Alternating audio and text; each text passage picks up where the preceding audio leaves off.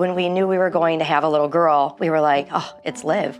We have pictures of her at the arch, you know, doing her cartwheels in her little sundress, and she's always barefoot, which if you know Liv, she is that kid. Headaches were coming a little bit more often, and they were daily.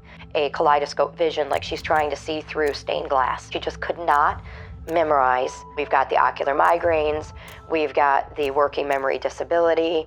Now we move forward to April. April, she had her first seizure.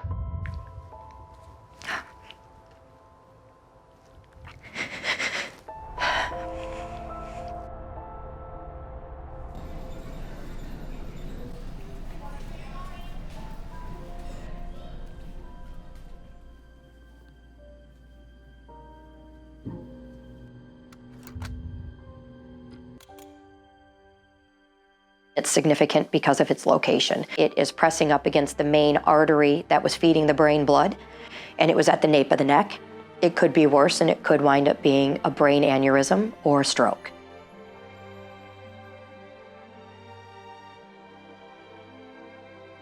So May 20th, we get the diagnosis of a tumor, and May 30th, we're in surgery. So it was like 10 days of wrapping your head around the emergency of this. I don't even really know what happened in those 10 days because you couldn't really catch your breath, and everybody was kind of walking around in a fog. And everybody was trying to soak her in, just soak her up.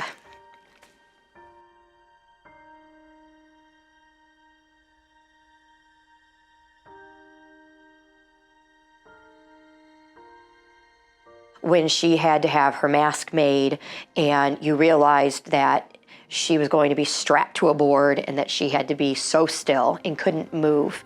And this little itty bitty busybody who normally is doing cartwheels barefoot has to lay still and listen to Luke Bryan and go on a machine.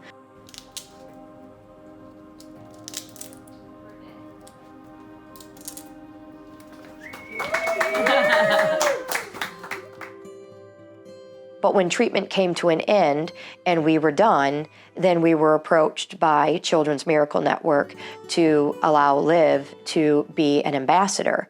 And I remember feeling this overwhelming thought of pride and what an honor that would be. And I still don't even think that she wraps her head around at 9 the importance and the magnitude of what she's been asked to do. Through this entire journey, which is exactly what it's been, is how are we going to give back? There's a reason why this happy, healthy, just sweet and kind and doesn't have a bad bone in her body and is inclusive to everybody and sees the good in everybody. How in the world was she chosen to go through this? I wouldn't have known before going through this process who Child Life was, who Children's Network was. You know, you don't know when you're going through the grocery store and you're leaving Walmart what the balloon meant. Now you see it everywhere, and I'm like, and now it's significant because it has something to do with my life. And I think that more people need to know how it impacts people in such a way that that you can't wrap your head around until you almost walk through the journey. We'll never forget the look on her face when we were on the garden and they had a kaleidoscope. And I knew what it was. And I said, Liv, I said, look through there. And she did. And she looked up at me and she was like, Mom. And I was like, I know. I'm like, that's what you saw, isn't it?